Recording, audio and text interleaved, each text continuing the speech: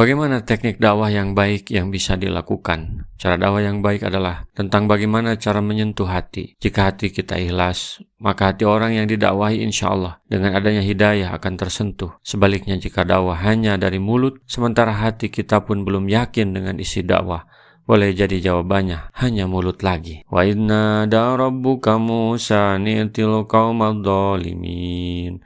Dan ingatlah ketika Tuhanmu menyeru Musa dengan firman-Nya, datangilah kaum yang jalim itu, kaum Fir'aun la yattaqun, yaitu kaum Fir'aun. Mengapa mereka tidak bertakwa? Qala rabbi inni akhafu ayyukadzibun. Berkata Musa, ya Tuhanku, sesungguhnya aku takut bahwa mereka akan mendustakan aku. Wa yadhiqu sadri wa la yantaliqu lisani farsil ila Harun. Dan karenanya sempitlah dadaku dan tidak lancar lidahku, maka utuslah Jibril kepada Harun. Salah satu tantangan dakwah, ketakutan akan penolakan. Sebagaimana yang dialami Nabi Musa, ketakutan dalam berusaha juga adalah tentang kegagalan. Nabi Musa takut kalau dakwahnya tidak diterima. Apalagi Nabi Musa diperintah kepada Fir'aun, orang yang sangat tidak mungkin untuk menerima dakwah. Oleh karena itu Nabi Musa berdialog dengan Allah tentang hal tersebut. Yang Nabi Musa pikirkan bagaimana agar dakwah ini bisa sampai.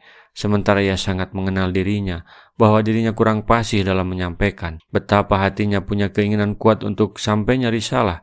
Inilah keikhlasan seorang petugas dakwah yang bisa menyentuh hati objek dakwah, sehingga ia minta bantuan kepada Allah untuk dihadirkan Harun saudaranya yang lebih fasih dalam bicara daripada dirinya. Sama sekali bukan berarti mau mundur dari medan tempur dakwah, tetapi betapa tanggung jawab dirinya akan dakwah ini. Kekakuan lidah itu terjadi baik secara fisik karena cadel atau keluh lidahnya, juga karena beban mental.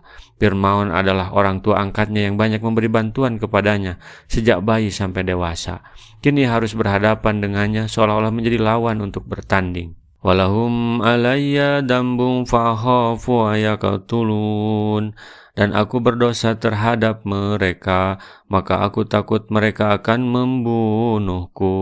Aku punya masalah dengan mereka, karena aku telah membunuh seorang Kibti yang berakibat aku keluar dari negeri Mesir. Betapa tanggung jawabnya Nabi Musa terhadap dakwah, hingga ia memikirkan kelangsungan dakwah ini. Jika ia mati, maka Harun diharapkan bisa melanjutkan risalah, bukan karena takut, tapi jaga-jaga. Qala kalla fadhaba bi ayatina inna ma'akum mustami'un. Jangan takut, mereka tidak akan dapat membunuhmu, maka pergilah kamu berdua dengan membawa ayat-ayat kami, mujizat-mujizat. Sesungguhnya kami bersamamu mendengarkan apa-apa yang mereka katakan. Kuatkan mentalmu, janganlah kamu merasa takut terhadap sesuatu pun yang kamu pikirkan itu. Sesungguhnya aku selalu bersama kamu berdua melalui pemeliharaanku dan penjagaanku, pertolonganku dan dukunganku. Kekuatan apa yang bisa menandingi kekuatan Allah? Oleh karena itu, para petugas dakwah tidak perlu takut. Para pejuang ekonomi tidak perlu takut. Para pengusaha tidak perlu takut. Jika mereka menyebar intel untuk mengawasi petugas dakwah, maka intel itu pun diawasi langsung oleh Allah dan para malaikatnya. Jangan takut. Fatiya Fir'auna faqula inna rasul rabbil alamin. Maka datanglah kamu berdua kepada Fir'aun dan katakanlah olehmu, sesungguhnya kami adalah Rasul Tuhan semesta alam. An arsil mana Bani Israel. Lepaskanlah Bani Israel pergi berserta kami. Jangan takut, karena kalian adalah petugas Allah pemilik alam semesta ini. Katakan kepada mereka, ini risalah Allah. Pada saat itu Bani Israel adalah kaum yang terjajah dan tertindas oleh Fir'aun.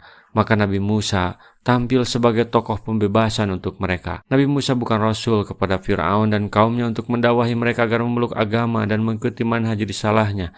Tetapi Musa adalah Rasul kepada mereka untuk menuntut pembebasan Bani Israel agar Bani Israel merdeka dalam menyembah Tuhan mereka. Rasulullah SAW bersabda, baligu anni walau ayatan, sampaikan dariku meskipun satu ayat. Mari kita sebarkan jalan kebahagiaan dengan like, share, dan subscribe channel ini.